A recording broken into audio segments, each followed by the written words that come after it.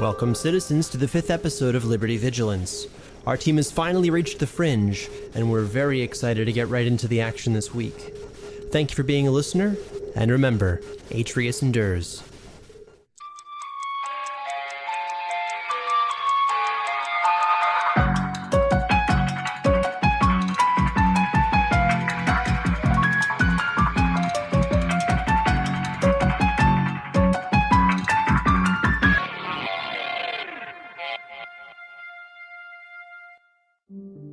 Liberty, Vigilance, Episode 5, Close Enemies.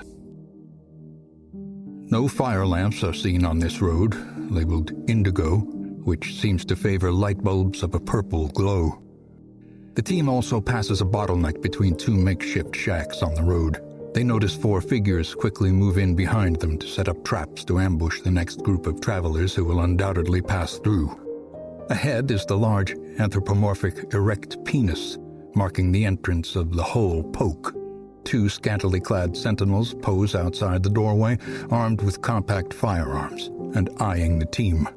I look back at the trap that's being set up and see what I can ascertain. I should probably stop using that word in the Fringe. I wouldn't say thank you anymore. Thank you for that advice. I will take it. The men appear to be setting up a wire. The wire's intended to trigger a sort of single-directional explosive device, aimed low so that the explosion cripples the legs of those passing by. We're lucky to have passed through there. We need to be more careful. Other individuals move into hiding places above the trap so they can easily descend upon their prey. Sylvanus is looking very puzzled at it and leans over to the others. Agent Tong says he was going to follow us, or was he already out here? He is going to be at a station at 7th Street and 15th Avenue. Guess he'd have no reason to come this way. 15th Avenue is quite a ways away. Yeah, it's in one of the southeastern sectors. It's an awful lot of trouble for the next person to come by, but we definitely don't want to give ourselves away. I don't think we have to concern ourselves with what Fringers do to other Fringers. Let's definitely not make our hasty escape back down that street, though. True. Fair point. Mark it on the map, Sylvanus. Well, let's keep moving. Onward and upward, I guess. Glad my sister isn't here to see any of this. Let's just find Hobbs and get out of here. As the team gets closer, the air grows heavily scented, and the temperature becomes more comfortable than cold. The lead guard is a well-muscled man, not much older than 22, though his gaze has a certain sadness that cannot be easily discerned. He's shirtless, showing an abundance of reddish skin, blonde hair, a burn scar, and the Sark tattoo on his left cheek. Is it the Fleur de Lis? Yes. He is also holding a slim, compact auto pistol painted with a small heart symbol, dancing in a tangle of colorful veins. Hey, friends, coming in? We're looking for Hobbs. Someone told us he'd be here. Hobbs owns this place. Yeah, he's inside somewheres. You can't just talk to him directly, though. You gotta speak with Byard, his bestie, first. Follow me. Oh, any of you got guns on you? Here. I hand him my rifle that conceal my PNK. And I roll a 17. It's hidden. Not me. Not me. And do I have to roll for that? The guard rolls very well to detect hidden weapons. Ouch. Can I counter-roll? Go for it. Since I do have a +5 in that particular skill, I kind of want... So close. So close. Very close, but the guard gives you a knowing look. And I feel shame. He then looks at Azad. Diana has said nothing so far. She has not lied nor spoken. This is Sark territory. If you want in, you gotta give us your guns. You know, just till you get out. You get them back, no problems. We just don't want trouble. I'm going to try and spin this to my advantage by using a persuasion check to give him my gun and protect Diana's. I'm sorry, I don't want any trouble. I am armed. Here, please, take it and step in front of Diana. Okay, so Sylvanus. Can we just ask when Hobbs goes back to work?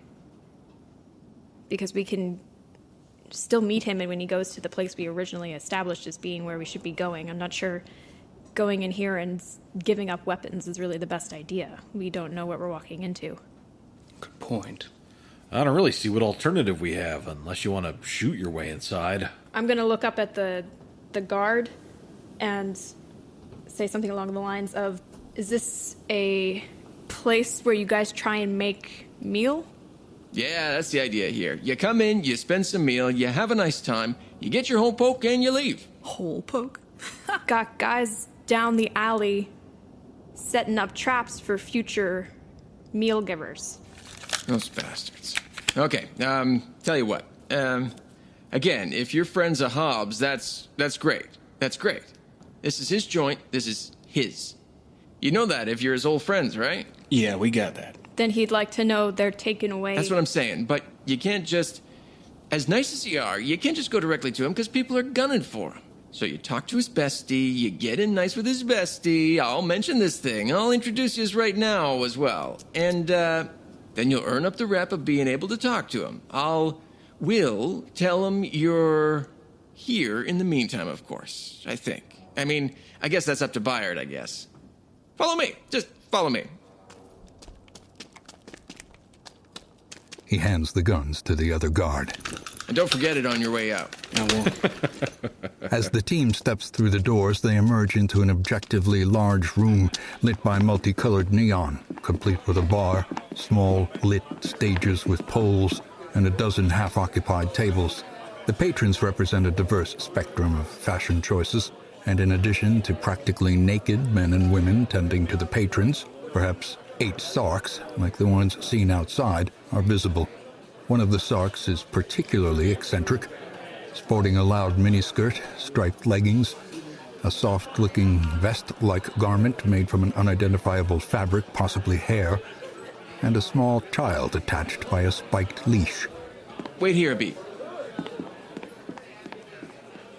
Guards whispers something to the eccentric woman, who glances briefly at the group, clearly pleased. She smiles slightly and nods before sending a guard back the team's way. Byard's fine to speak with you. Just chat on with her. The guard walks outside. I didn't understand anything that came out of that person's mouth. We gotta go talk to her before we can see the guy we want to see. All right, then. Somebody want to go talk to her? Horatius takes a step forward. Horatius steps forward until he steps up to Byard. Mystery of silly walks. Can I investigate her before we do this? That would require a perception check, as Claerhaut is reasonably sure that she'll have no inner city record on file. Right. Ah, never mind. You should still get some stuff. You joined our ranks. Our low-rolling ranks. Claerhaut guesses the woman to be in her mid-20s, and for the connected child to be between 2 and 5 years old. She has fair skin, surprisingly intricate makeup, and stripes of vivid yellow mixed with naturally black hair. Well, Horatius also gives her an appraising look, and discovers nothing. He's attractive. He's so distracted by her hair coat that he doesn't get any info. I got a 2 and a 4. I don't even want to try, but I'm gonna, I guess. It's not gonna work, guys. Alright, so I'm looking at, perceiving both her and the room around me and just looking for anything that would aggravate or be interesting to Diana. Yes! Mom! This is looking for all of us, it seems. Azad believes that the room was perhaps converted from an industrial storage space. She's impressed with what they've done with the room, given her familiarity with the original modular layout. If it's a modular style, does that mean that there are sealable doors between multiple sections?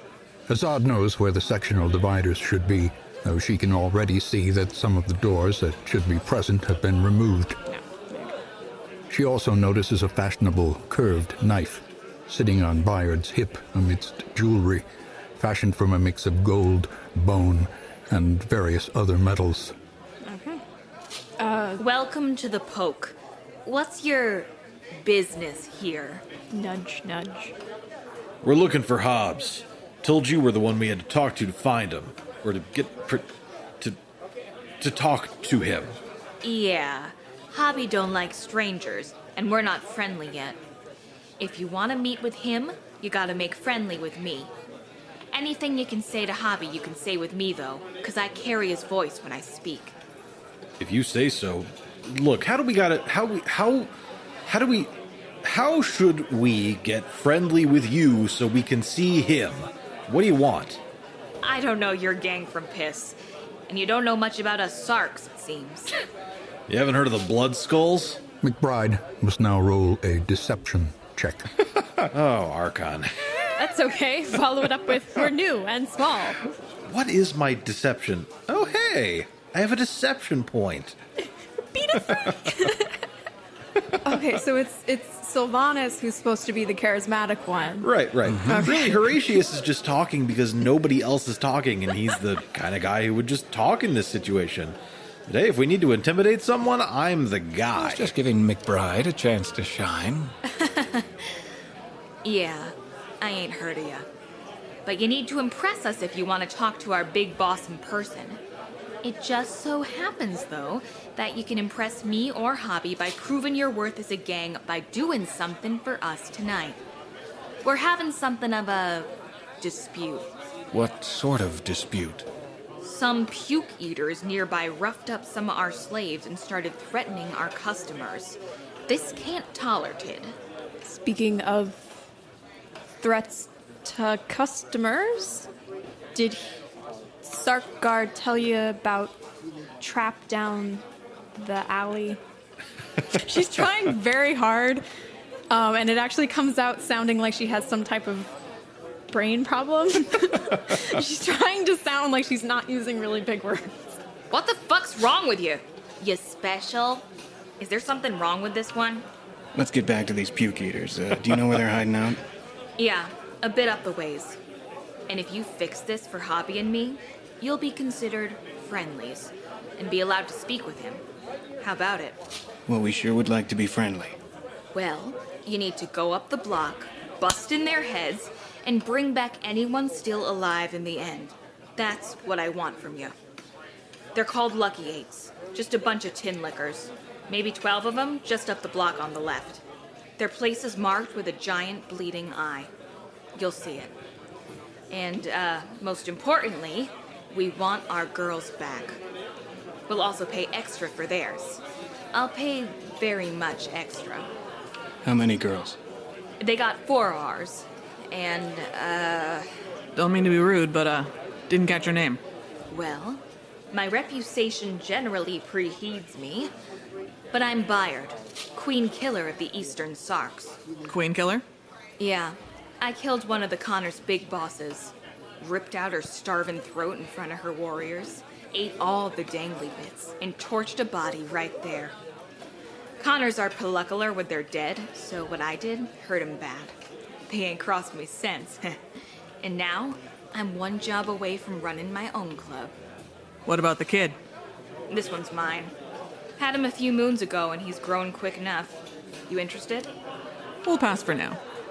Any of you guys got names? Sadly, I hadn't considered that until now. You don't got a name? What kind of shit is this? Any of you guys got names? Blood skulls. No. What is the fucking name of you? You, the fucking walking ditter me in front of me? Or you weird scrappy bitch? And what the fuck is up with those fucking masks? Hey! You got a problem talking with someone face to face? The only problem I've got is with people touching me without my permission. Now, are we gonna do this job for you or what? Hey, ease up. You're here to be friendly, right? Give me a fucking name or I'll fucking have you killed right now. Call me Head Smash. Nice. I like you, Head Smash. You're gonna do the talking, cause I don't like these other fucks. I also kinda like when you speak, cause you got a nice voice and speak clean. Cute, too. He's not the charismatic one. So just make sure none of these fucks talk to me, and we're nice. And you know what? If you come back and bring some extra pulses, I'll get you some special one-on-one time with our best servers. Free drinks, drugs, and strippers for the rest. plus 240 meal as a reward, and 32 for each extra girl after the first 4. But I want at least 4 girls by the time the sun rises, alive and undamaged. Sounds good to me. Blood skulls, roll out. One last thing. The 8s might be witless, but they're fucking lucky. And numbers can outdo luck sometimes. I recommend picking a few mercs up for the job. And just to show that I ain't gilding you into a suicide mission, I'll up and send my brother Corners with you. Sound nice? Sure, where do we find them? She motions to a shirtless man, flirting with mercenaries at a table nearby. Take nice care of him, okay? See ya. With her roll of a natural 20, Woot. Azad can see a number of groups who possibly appear as quality candidates for hire. The one named Corners, who is flirting with a party of 3, a group of thuggish, half-masked men dining on a leg. 2 men wearing heavy armor, enjoying salacious entertainment, and 2 poorly dressed figures smoking chems out of a hookah. The other patrons are either sarks, servers, merchants, or guards for the merchants, though one of them might be a medical practitioner of sorts. Well, I wasn't too keen on going in there and busting some skulls, but if they've got hostages, that can't stand. Agreed. So, which one of these mercenaries do you think we should hire? Well, I figure we gotta go over there and talk to Corners anyway. Might as well talk to the mercenaries he's talking to, make a nice trip out of it. May as well. Why don't we alternate who talks to these guys? Yeah, that sounds good. I'm getting tired of talking. Sylvanus, why don't you take this one? Absolutely, I will. Claerhaut approaches Corners, a blond young man who has some resemblance to his sister. He's laughing with 2 men who are dressed almost as eccentrically, while a tough-looking woman sitting at the table breastfeeds an infant. Let me do a quick pass here. Or not. Yikes. Claerhaut cannot see anything more, perhaps distracted by Corners' nipples, which are exposed. As per the usual. Yeah, that's putting it mildly. Are you Corners? Excuse us, friends. I don't think we've seen each other yet. I'm Corners. Business or pleasure? This is business, I'm afraid. Byard sent us over. That's a shame. You're a pretty bunch. I know we are, aren't we? Yeah. What can I do for you? We, trying to put a team together, wondering if your friends here might be able to help us out. Yeah. What kind of team or thing? Hoping not to run into too much trouble, but things might get, combative. Oh, you're helping assist? Yes, we are. Yeah, I saw this one coming. You're helping assist, so sure. Oh, what's the Corners for you? Corners lovingly taps a previously unnoticed machine gun that's strapped to him via a 3-point harness. It's a large and well-maintained gun, notably so out here beyond the wall. I don't think they'll join us, though. The Manics. They, got to deal with the 8, so they can't play with us. At least not this time. Dad might join us if the offer's fair. The woman with the child perks up at the mention of her name. I'm just looking for a few scant meal to feed myself while my kiddo here's feeding. How about 5 meal? I don't care flavor, I just need something worth the risk. I see there's a infant we need to feed here, but would you take 4 meal? Yeah, 4's nice. You pay now or later? Let me talk with my friends first. Thank you for your time here. Give me just 1 second. Okay. There's another thank you. Stop saying thank you. Don't say that word. Anybody, I'm not sure they know that word. Anybody think she can help us out here worth 4 meal? Does she look armed? Like, he has an automatic. Does she have anything on her? I'm much too distracted by his nipples still. I could not tell you. Okay, I'll roll. I mean, look at them. They're so perky. I think the winning move here is not to play. So much to look at and none of it important. The woman looks generally tough. Her skin has a half-dozen tattoos, and prominent ritualistic scarring can be found adorning her chest, neck, and face. Part of her left ear is also missing, as if bitten off. She's armed with a knife and a strange club with a trigger on it, indicating that it also might be capable of shooting bullets. Look, why don't we give her half the meal now, half the meal when the job is done. That way, if she turns out to be useless, we can just cut our losses. We don't really have a reason to earn meal off of this, so we could offer her any of the meal we get from rescuing additional slaves, past the original 4. That sounds agreeable. As long as we can phrase that payment plan simply, I think we'll be good. Yeah, that's what I was thinking about. I'm not doing well with the speaking thing. There's also the concern that she might want some kind of incentive for coming along in the first place. We can give her some now, but we weren't given any additional meal when we left. So I don't know how much meal you guys have on you right now, but I'm not very happy at the prospects of what we would be eating if we get rid of all of our meal. Well, why don't we try your offer, and if that doesn't work, we'll improvise. We can still offer her something up front, but we could just say that on the back end, anything she earns from the additional slaves would be hers. Before I decide on that, is there anything additional I can find out about the 2 raggedy-looking individuals with the hookah? While you investigate that group, I need to find a bathroom. Don't leave without me. I wouldn't dream of it. That's actually a pretty nice roll.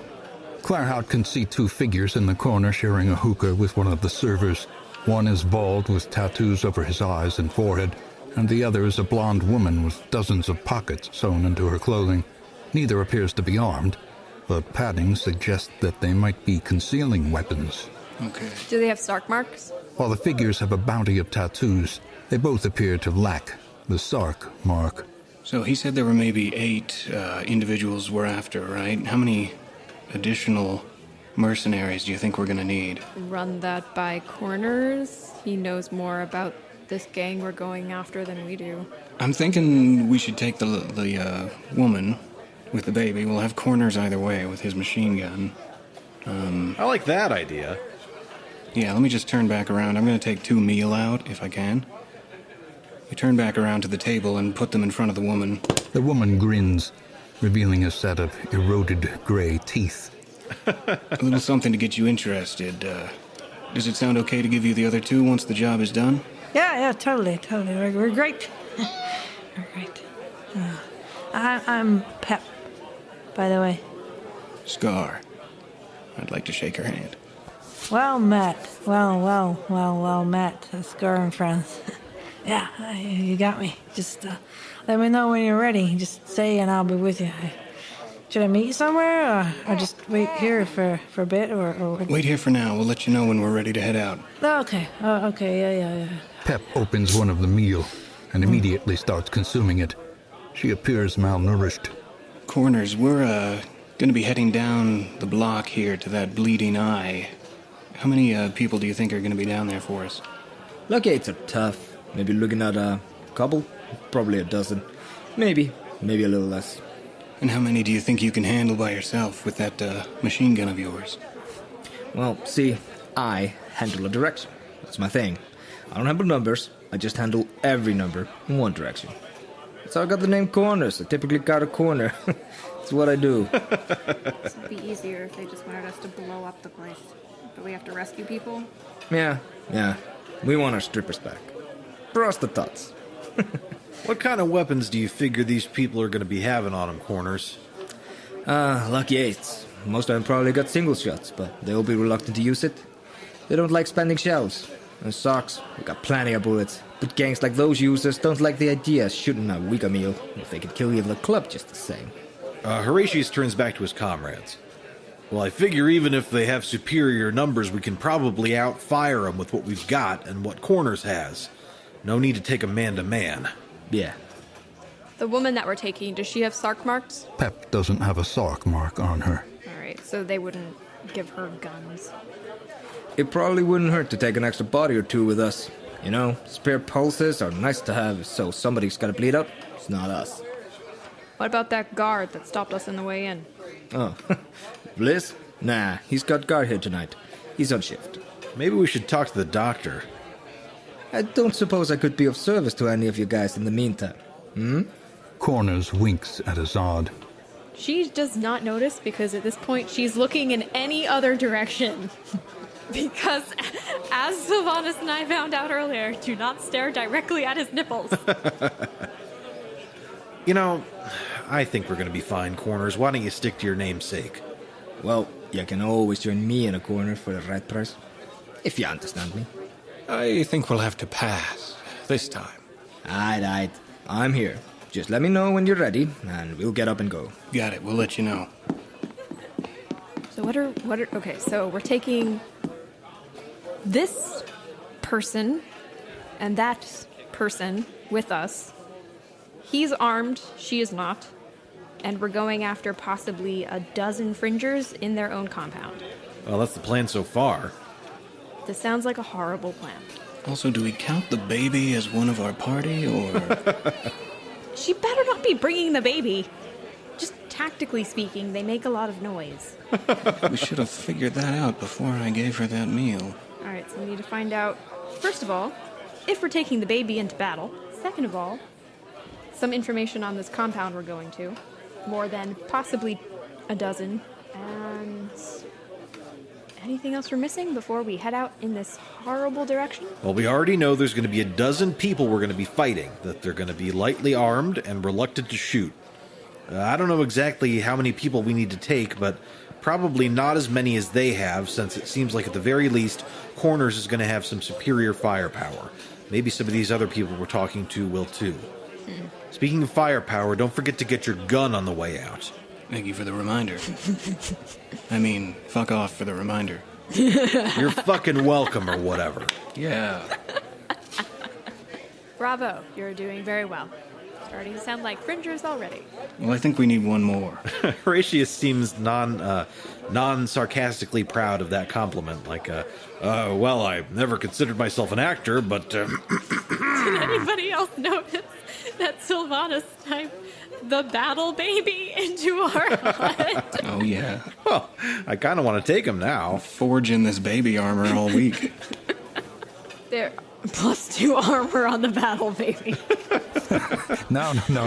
What about... It gives her +2 armor. Oh! Good for at least 2 shots. That is tough, man. What about the 2 men wearing heavy armor being entertained by, I'm assuming, the strippers? Perceive. And I will. May as well, right? And I won't. Azad and Claerhaut approach 2 heavily armored men, each with a club resting beside them. They have short hair, simple tattoos, and they are flirting with 3 attractive servers. Both men are wearing homemade armor fashioned from pieces of what Claerhaut suspects was at one point Atrian armor, mixed in with scrap fabric and heavy stitching. Imagery of terrifying monsters with 4 legs and flaming hair is etched and painted onto the armor.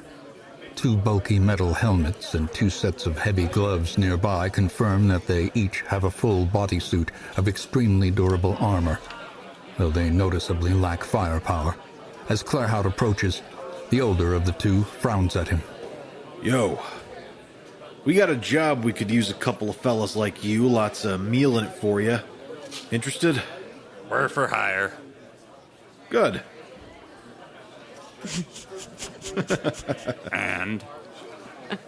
So, you coming or what? What you paying? What do you bring into the table? Well, we hit shit. It dies. How hard? Yeah. Yeah, you're all right. Pay our tab and we're with you. What's your tab?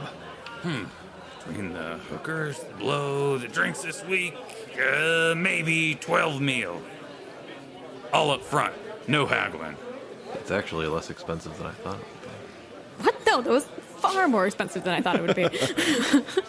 Sorry. Well, actually, that is... I was going to say I've got a lot of meal, but really I've got a lot of credits. Yeah, like we don't have a lot of meal on us. If we give away all of our food, we're going to be eating not food. Well, we have the baby. I don't know what you're worried about. Right. That is a battle, baby. Oh, I'm sorry. It's not for eating. Gentlemen, let us think about it. We'll get back to you. Okay. I'd like to go over to the doctor, if I may. The man Claerhaut assumes to be a doctor appears generally distressed as he approaches. The doctor snaps quickly at a nearby man wearing a gas mask who appears to be a bodyguard. The half-masked doctor puffs smoke in Claerhaut's face before taking a puff from an inhaler in his other hand. What do you want? I'd like to hold up my hands peacefully as possible. Hello, friend. I'm trying to put together a team. Okay.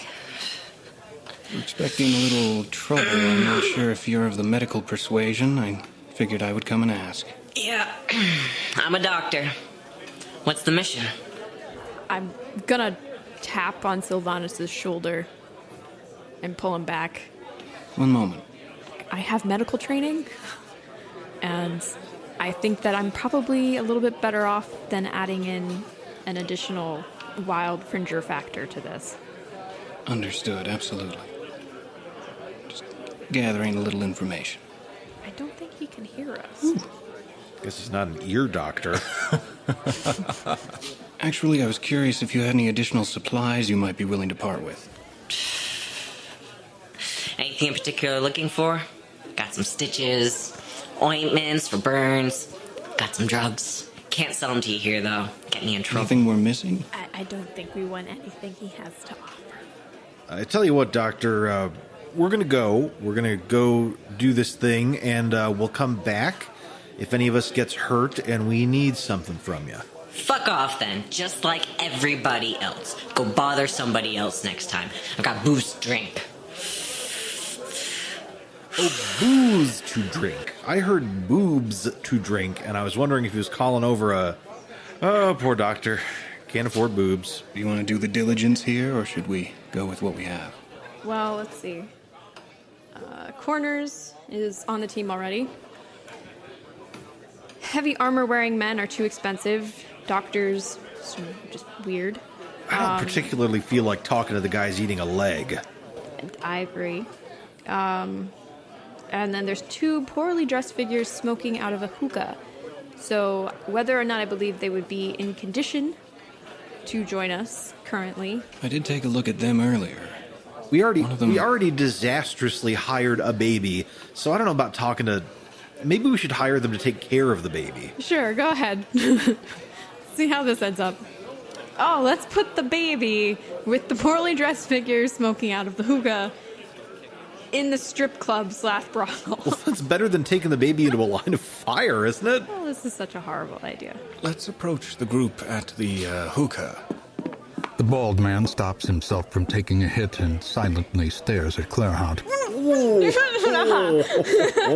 While everyone can see that the bald man is covered in a mix of reinforced armor and cloth, with a bong gas mask hybrid built into his shoulder pad, only Azad is able to notice the outline of a concealed firearm of some sort under his cloak. The bandolier he's wearing suggests that, whatever it is, it probably fires shotgun rounds. The accompanying woman appears to have various pieces of scrap in her numerous pockets. She also appears to be armed with short scrap blades and an ancient GNK pistol mounted on a wrist brace just beneath her sleeve. Nice eve. Heya. Oi, what's to smoke? Whatever it is, it's not strong. It'll do. We're actually looking to put together a team here, wondering if you two might have any skills to contribute. Well, I happen to be a gun for hire, working for the most trusted for hire gang in all the Fringe. Death bribers, the most glorious assassins. You get me and my gun for the night, 20 meal. No questions asked, except the most important one. What's the most important one? Who we killing?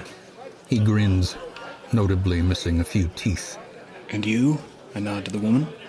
I'm for hire too, or for trade if you need stuff traded. What you doing? I need to know a little more, you know. Rescue mission of sorts, might get sticky. 8 meal, that'll set me up nice for the week. Give me time to work on art. And just to be clear, you're for hire individually. Yeah, we're just smoking together for a beat. Excellent, let us think about it. We'll get back to you. Okay. So who we killing? Going after a gang just down the block. Maybe a dozen or so. They don't have to die, but might come to it. The man smiles and leans back, seemingly indifferent, as Hauk perks up. What's the name of the group? I know a lot in this area. I do lots of trade, so I know lots of people. Sylvanus is hesitant to tell her, and it shows in his forehead with little wrinkles. Yeah. Actually, we're not quite sure ourselves yet. Just going on some loose information. Weird, but I can help. I know lots of people, so I know lots of things, and I know lots of secrets. That's my specialty. I'd like to turn to Horatius. Okay.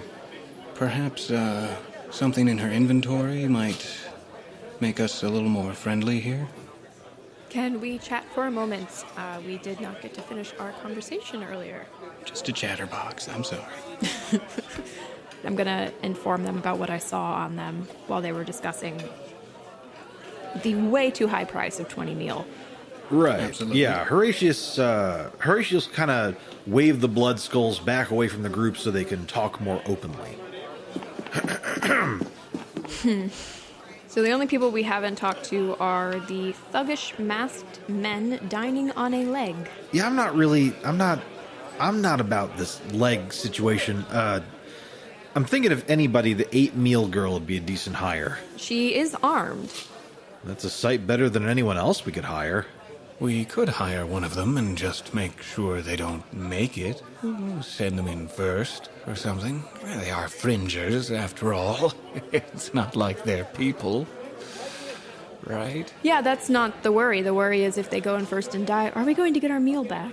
Pay them after? Offer them double? Oh, that's sure. So 8, the woman who was 8 meal for hire, she had the pistol, or what was it that you said she had? Because you expect me to remember that word, and I did not. Goodnight kiss, concealed pistol, I believe it was. So it's an Atrian gun? It's not a standard issue Atrian gun, but it's one that falls under second-tier lethality. It's an older model, a GNK-12, which, unlike the newer GNK-16s, doesn't have the mark reader. Okay, so she's armed. What can I see that is in her pockets? In addition to scrap, Azad feels fairly confident that she also remembers seeing various drugs, blades, strange burnt substances that might have been flesh, clumps of hair, and bullet casings. All right, so things that would be considered profitable in the fringe. Well, I think we need one more. She seems like the best candidate. I was thinking the same thing. Yeah. Just to be forward with you guys, I have 13 meal left of my own after my little spending spree. You have 13 meal on you? I do. That is a lot of meal. It's hidden. You have like over double the amount of meal that I have on me. Well, you just make it, then I take it all from you. I'm not going to say anything about the amount of meal I have, but anyway, I think it's a good idea. Definitely something we should consider. I need to get a new job, because my job is not paying me well. And it's sending me into the fringe. I have a really bad job. Well, technically it's our part-time jobs that got us into the fringe. All right. Well, I tell you what, if you're ever interested in getting into the mining trade, I can put in a good word. I am not. I guess that settles that. How much does it smell like urine in the mines? Really, it smells mostly like dirt. It's a mine. I'm considering it. Dirt's not bad. Not a bad smell. In comparison. All right. You wouldn't believe what some of the stuff they put into meals smells like before they put in all the other stuff. I'd believe it. That's why I get the special, where they make it into a sandwich or whatever. You have to get that artisan food. Jeez, you really are paid a lot. All right. Without being indelicate, Horatius, is 8 meal a problem for you? I can swing it, but I wouldn't mind if the two of you chipped in at least a meal or two. I'm comfortable with that. I have 5 meal on me. Okay, well, how about this? I will contribute 5 out of the 8 meal we need, and the two of you can hash out however much you can contribute. I can cover the other 3 for now, absolutely. That is if you think we need her. I can do 1. I think Horatius' plan is basically hire the girl, go to the place, and see what happens. Hire the girl, do you mean the woman who has the gun? Yes. Okay. So we'll have corners and the woman with the baby and the woman with the gun. Right. What are we doing with the baby? That's a good question. Actually, Horatius will head back over to the table with the woman with the baby at it. Hey. Hey, noticed you got that baby there. What were you planning on doing with it while you were on this mission? What do you mean? It's not for sale? I'm keeping him. Well, sure, but, there's gonna be bullets flying around, maybe. People getting hit. Wouldn't want your baby to get hurt. Yeah, that's why I put him on my back. All right, listen, so you want to take the baby with you while we do this? Go into a violent situation with a baby. If I leave him here, these Sarks will, I don't know, as much as I like the Sarks, I wouldn't feel easy leaving them with anyone, you know? He's my blood. Right? Not that you get it. Creep blood gangers. Can we hire a prostitute as a babysitter? Just an idea. Look, how would you feel if, we, talked to one of the ladies here, maybe gave him a couple of meal to watch over the kid for you? Would you feel safer with one of them than with one of the Sarks? Oh, yeah. They're basically Sarks, but if you give them the meal for it, you guys are nice. I don't get it. I thought you guys were skull-crushing creepers, right? If the baby cries, it'll tell them that we're there. Oh, you don't cry. Yeah, but it'll, if you do that, I'll be happy. That'd be nice. All right, let's do that then.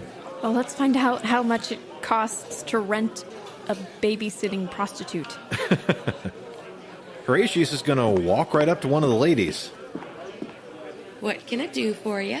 Well, I got a job for you that's probably not the kind of thing you're used to, I get that a lot. Look, that lady over there has a baby. How much would we have to pay you to watch it for an hour or two? Probably the night. Might take the night, I don't know. Probably the night. 2 meal, okay? I'll make sure no one touches him. You got my word. I think you got yourself a deal. Name's Silver. I'll be here all night. Now with this baby. And we'll be in that corner when you return. Thank you, Silver. McBride gives Silver 2 meal. Horatius leads her over to the baby, makes an introduction, and then, assuming she's got the baby, gives her the meal. Pep, this is Silver. Silver, this is Pep. Hey. And that's the baby. Drop him, and I'll rip your tongue out and feed it to you. Okay? Whatever. Yeah. Just be nice for I'm going.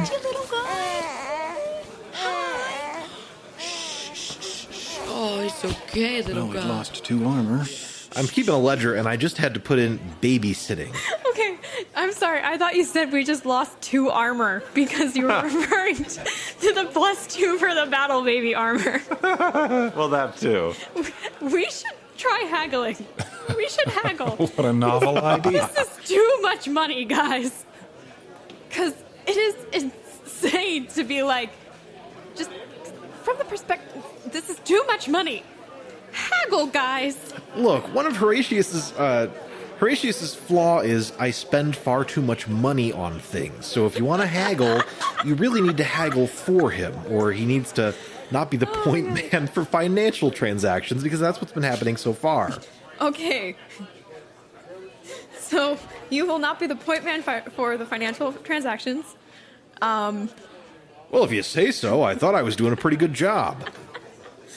2 meal for a prostitute for the night to watch a baby is way too much money. Well, we don't want the baby to get hurt. It's a baby. She could have done it for a 10 and just put it in a basket and had other people pay her for other things the rest of the night. Like, dude, that was way too much money. That was like 2 days' work, 2 days' salary for these people. Well, look, I don't want the baby to be in a basket. I want to make sure she's watching the baby. I want the baby to... I've just been watching it happen. I'm like, I feel like that was... You should probably speak up. I feel like that was too much. That's one of your traits. You can't stand people who do stupid things. I know, I'm telling them now. On the other side of the whole poke, Special Agent Cassius Tsogot meets up with an old friend, a Fringer by the name of Flik. Hey, that you, Flik? Oh, hey, Cass. Thought it was you. No one else I know has ink that nice. Thanks. So, you and Ziggs on a job for Dan? No. Why? Perfect. You're working for me and those guys. Unless you got something better y'all can be doing. For 10 meal? I don't got anything better I could be doing. I always love having you and Ziggs around, Flik. Yeah, don't ask too many questions. Per the usual, don't insult my friends, and keep what we're up to secret. Welcome to the Blood Skulls. Agent Tsogot approaches the team with a male Fringer. He will now describe his visual appearance. In comes the Fringer with dark-ish skin. He's a little lanky, about 5'11", and he looks very athletic. He has dark brown eyes and medium-length black hair that's been done into dreads. Everyone, this is Flik. Flik will be joining us for the duration of our mission. He's trustworthy and he's reliable. Flik, this is the team we're working with. They have many names they go by, and it'd be more difficult for me to tell you some of their names, so I'll give you the easiest ones to remember. What was your name again? Sylvanus. No. It's Scar. Ah. Now Scar makes sense. Sylvanus is a bit fancy for around here. What does Scar look like? Scar has darkish skin as well, dark gray hair with a streak of white along the side. Looks to be a scar, aptly named. Also got an eyebrow gap in the hair there from a scar as well. I apparently don't like my face and don't care to protect it. I'm pretty average in every other way, about 6 feet, average build. Don't remember that he was ever in the room. She motions to Azad next. Okay. A woman who looks... So Diana usually stands about 5'7", but ever since she put on all of the Fringer garb, she's been kind of hunched over, because she doesn't really want to stand out too much. She has very dark eyebrows, but she's currently wearing a really ragtag sort of hood over her head. She has very prominent nose and a black bob haircut. She has brown, dark skin, and she just looks very unhappy to be here. Very unhappy to be here. Diana, tell him your name. Zid, because that was something her little sister incorrectly pronounced their last name when they were younger, so she's going to be Zid. Zid, Scar, and the tall guy. You see before you a strapping lad, probably in his early 20s, not super tall, he's 5'8", 135 pounds of muscle, dark eyes, olive skin, and slicked back hair. He's unshaven and kind of gruff, but there's a certain kindness behind his eyes that he doesn't seem able to disguise. And he says, "I'm Head Smash and we're the Blood Skulls. Nice to meet you," or whatever. Head Smasher is our impromptu boss, but he don't talk so well, so sometimes we talk for him. The man in the dreads tries to hide a smirk and doesn't completely succeed. Well, Scar? Zick? Zid. Scar, Zid, Head Smash. Nice to meet you. My name's Flik. He waves at you with his right arm, and you see a series of metal plates running down his arm. Or at least, it appears to be a series of metal plates. If you look a little closer, you realize it's just a tattoo sleeve that's been made to look like a robot arm. It was very expensive. Very expensive. So we're currently grabbing some pulses before we do a raid, a group nearby. We're trying to figure out who we want to run with us. That's our plan. Flik recognizes a fellow scavenger merchant who he sold things to in the past, named Hauk. So are we hiring anyone, or are we going to do this ourselves? What is your recommendation? What do you think? Maybe someone should tell Flik what we're up against. Yeah, I guess that's fair. We're going up against about a dozen not especially well armed, and they're going to be scared to shoot because bullets are expensive. Well. The name of the gang's the Lucky Eight. Ah, the Lucky Eights, huh? Yep. I work with them sometimes. Are you opposed to killing them? Well, I was gonna help, but against the Eights? Maybe not for 10 meal. I can also take care of some of the debt you got. Situation starves a bit, but, I'm in. Something that just occurred to me while we're speaking privately. If Pep should happen not to make it, what is our plan for what we do with the baby? Guess Pep had better make it. Corners knows her. Maybe he knows I really don't care. It's a Fringer. Fair enough. Ain't we all fringes, though? We are now. Damn right. Yeah, we're all Fringers here. We nice. I take it from your silence that this extra 12 meal here is for my extra silence. Exactly. So why should anyone care about the small child? It'll be worth something to the Sarks, maybe. Other than that one of my core motivations is protecting everyone. No reason. But in the Atreus mentality, you would not consider Fringers to be human. In theory. Right, yeah, I was going to say, I think, Fringer or no, Horatius is looking over at that baby and thinking about what his little sister looked like when she was born. Aww. You're thinking too much into it. Stop. Well, listen, how about we go and do this thing? We'll do our best to make sure everybody comes out of it alive, and we'll deal with the aftermath after the math. Works for me. Yeah. Okay. So are we hiring anyone else, or are we ready to go? So we're going up against an assumed up against maybe maybe 12. And I think with what we have, we should be okay. Are we going to pick up the other lady as well? It's 8 meal on the table, whether we want to or not. That's a good point. Or you have not attempted to haggle yet. What, me? Nah. We're haggling someone else. Why don't we, Scar? Why don't you haggle her down? I'll do my best. Sounds like a plan to me. I'll walk back over to her. I'm sorry, I totally forgot the name of the woman. It's the scavenger, right? With the pockets? Isn't it Hawk? Hawk, you said? Hawk. Got it. So, me and my friend are about ready to go here. You said you needed 8 meal to come with us, is that right? Yeah, that'd be great. Any chance you take 4? That will require a successful persuasion check. Not that likable. 5, maybe? 5 and a 10? How about just 5? Sure, done. 4 and 10. You can't haggle after haggling and agreeing. No takebacks. Never mind. I will turn around. Horatius, my friend, my pockets are a little light. Yeah, all right. Horatius digs around his pockets for a while.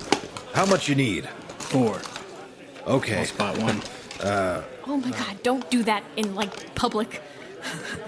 Horatius looks around to make sure that Hawk's the only person watching him, and then he pulls 4 meal out of his pocket and hands it off to his buddy whose name I just forgot. I'm sorry, what was your character's name? Sylvanus. Scar. Excuse me, Scar. We're gonna die. I will take the 4 meal, I will add one of my own, and I will hold it, knowingly, out to her, but not all the way. She slowly reaches for the meal. And I reluctantly give it to her. Cool. When do we leave? We'll let you know. We got just a few more things to discuss first. Right, I'm here. I won't smoke too much, because I've got a job now. The other mercenary exhales puffs of smoke indifferently behind her. I would like to nod at them and then rejoin the group. I'm going to be able to run a lot faster now that I got rid of this meal. Well, hopefully we won't have to do too much running. I guess we'll find out. Well... Anyway, do we want to go ahead and do this, or are we still figuring things out? Who was the one who said they had done work with the Lucky Eights? Oh, that was me. What can you tell us about them? Well, I can tell you that they like luck a lot. Their leader, Teal, is a real pushy gal.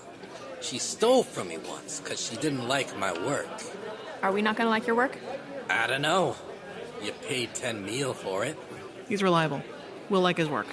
You said they like luck. Do they go beyond that? Would we be able to potentially resolve this with a coin toss? Maybe. It's almost like a religion to them. Interesting. Well, I guess that's worth a shot first. Flik unconsciously pulls out a flat piece of scrap from his pocket. Flik just glides it through his finger nervously and flips it towards Scar. Do I have to roll to catch it? Thank you. Cat-like reflexes. Interesting. I'll hold on to this. Show? Well, I've just got to get my gun back. That's the only thing stopping me from leaving. That and the fact that it smells worse outside. Should I tell everyone to meet us outside then? Sounds good to me. All right. Meet you out there. Okay, Skull Crushers. Let's do this thing. Wasn't it Blood Skulls? Oh, yeah, Blood Skulls. As the team exits the whole poke, Vliss, the guard, smiles and returns their weapons. Hey, friends, we really appreciate your help here. Those 8s won't know what hit them, eh? The 8s are a block up that road, not the one you started from, 8th and Indigo. Stay smart. The mercenaries that the team hired, Corners, Pep, and Hauk, join them after a few moments. Corners looks at McBride. All right, Head Smasher, we doing this?